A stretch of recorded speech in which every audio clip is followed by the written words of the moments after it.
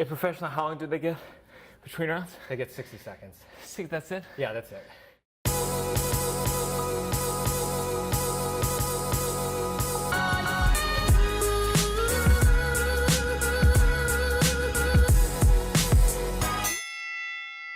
Hey, I'm Ed Prokropsky, and this is Defend Yourself. This is the only show where punches are thrown but never pulled, and today I'm joined by Gianmarco Soresi. Gianmarco is an actor, a writer, a comedian, a sketch artist. Yeah, like comedy sketch. I can't draw. Do you have any fighting experience? So I'm a Taekwondo yellow belt, but that was when I was 6. So it's been a while. 3 black stripes though, so almost green. When was the last time you got into a fight? What was the fight you had that you remember? You see, on the street or anything else? I get a lot of, my dad taught me how to yell but not to fight, which is a dangerous combination. Sure. Because like where I grew up in Maryland, you can yell and people don't fight. But in New York, sometimes I'll yell at someone and I've almost gotten hit a couple times. Oh, got it, okay. Yeah, so like, yeah, what were you yelling at someone's on the street or in a... Can I curse? Yeah, go okay, for it. Great. So, yeah, there was this, there's a homeless stand-up comedian that I really like, and once he had a heckler who was just screaming like, shut the fuck up! Okay. And the homeless comedian, he ended up leaving, but he was very upset, and when the train kept moving, this guy kept like talking about how unfunny this guy was, and so I yelled back to him, he left, so why don't you shut the fuck up? And then he said, who the fuck said that? And I'm like, oh, okay, never mind. Yeah, okay. I take it back. They don't hit Maryland, got it. No, not in Potomac, Maryland. If you could fight anyone, get anyone in that ring, living or dead, famous, in your life, in your past, whatever, who would it be? My dad. Comedian, that makes sense. Yeah, okay. Just a little, Yeah. like if he could just recover immediately, just one punch, I think would do a lot for me emotionally. Now, so yeah, is he a taller guy too, or no? He's actually 2 inches shorter. It's on my mom's side. My mom is short, but her brothers are huge, and that's the Jewish side. So I don't know. I don't think that's that common, but tall Jews. Got it. Big Jews. Big Jews. Big Jews. Big okay. All right. So you're all set? You got your wraps on. Wraps you got your gloves. I got stretched. That. Are you ready for round 1? God, yeah. I guess I have to. We're here. Yeah. So sure. Okay. Cool. Here we go.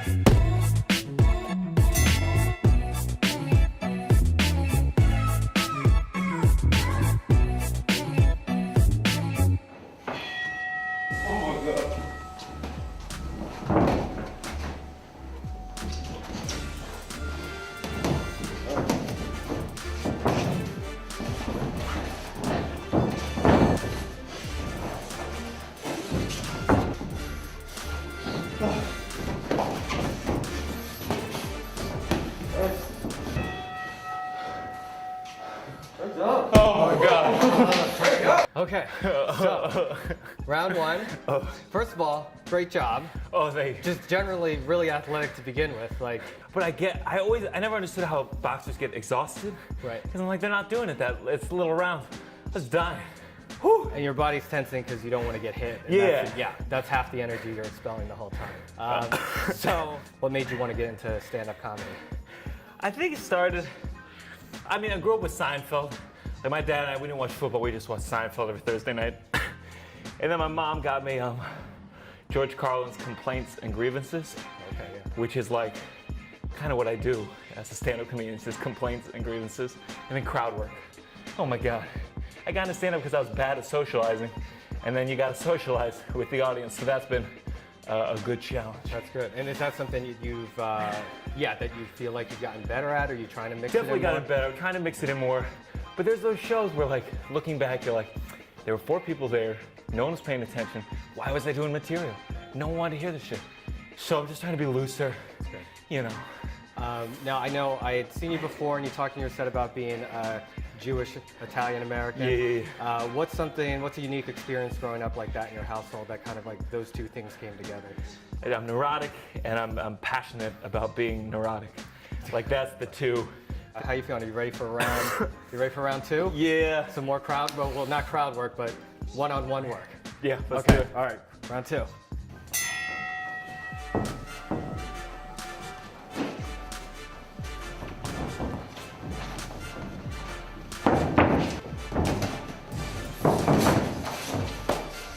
Get your body into those hooks.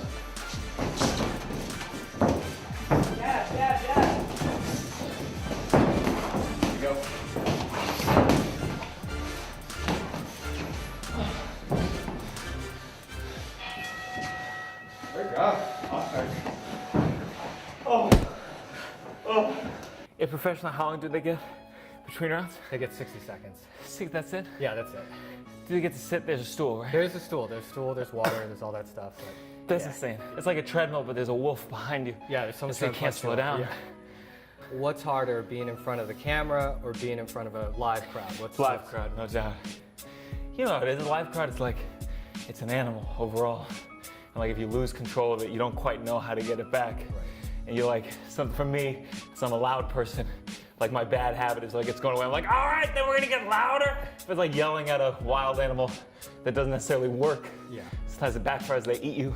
Auditions. Do you have any weird audition stories? Or do you get like typecasted at all? What's I never get like the nerd. They're always like, make sure to bring those glasses.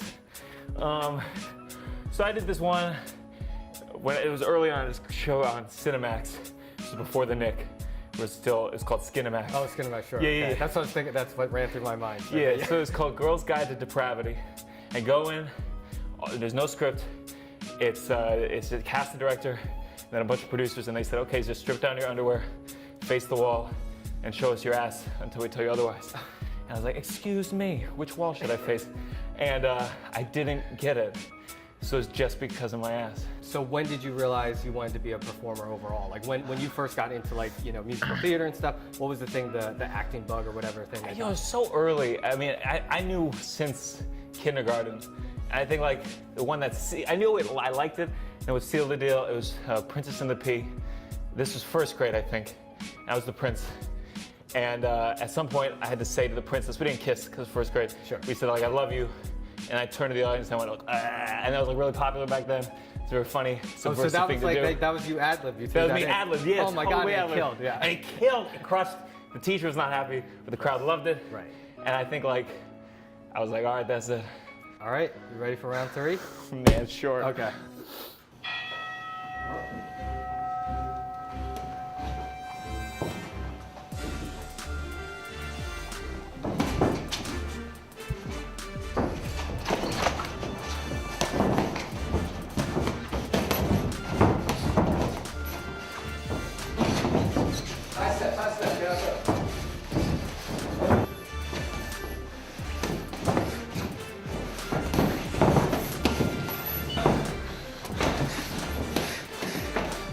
Get out of this, side step.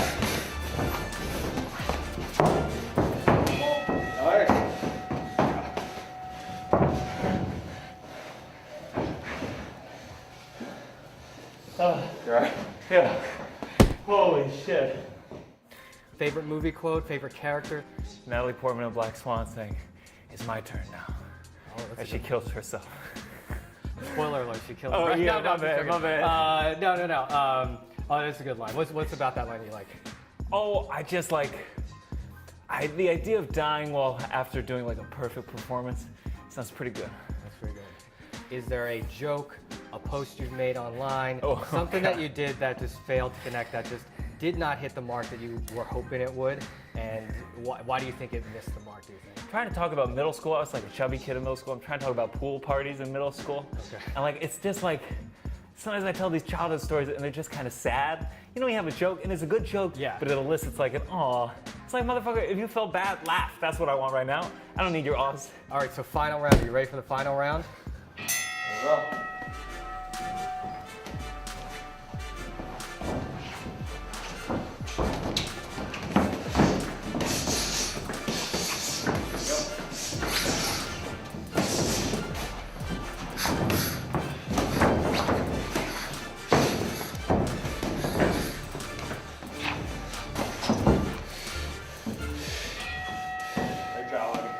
Best round yet. Yeah. Woo! Best round yet.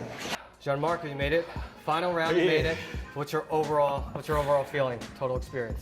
Oh, just insane. It's just the craziest. It's like one of the top 10, like most intense. I've been skydiving. It's kind of like that, just intensity of there's no way out. Well, I gotta say, you did awesome. Like, you were thank you. really good. You were aggressive. That was the thing, is I was expecting people to be a little bit like hesitant to start. But you ran right in there, and that's awesome. That's great. You did an amazing job. Yeah, I saw the intensity in your eyes as you came in. I was thinking Dragon Ball Z. Oh, I was I trying can to go like relate. Super Saiyan or something. That's good. Well, your hair spiked up a little bit. right. So final thing, project plug. You can do it in this camera here, or even straightforward. So I know you have a web series called Matza Pizza. Yeah, Matza Pizza. I booked some commercials, and rather than save any of the money, I spent it all making sketches. And I run a weekly show at the Pit Underground, The Last Laugh, every Sunday at 8. One quick question about Matza Pizza. What's one of your favorite, like if people were gonna go on and search, like what was one of your favorite sketches off that? There's one called, in the theme of this, called Fight Call PSA. Okay. So it's about like fight choreographers, and it's set up like a PSA, but someone actually gets slapped, and then it breaks the fourth wall. Oh, I saw that one. Yeah. Did you get slapped at all for real? Oh, so many. Something about that felt like, yeah, I did something for this stupid sketch, but I felt something. But you put something else. Yeah. Well, cool. So thanks so much for coming, Oh, buddy. thanks for not it was hitting great. too hard. Yeah, no, it's great having you on here, and thank you for coming to defend yourself. Much harder than it looks.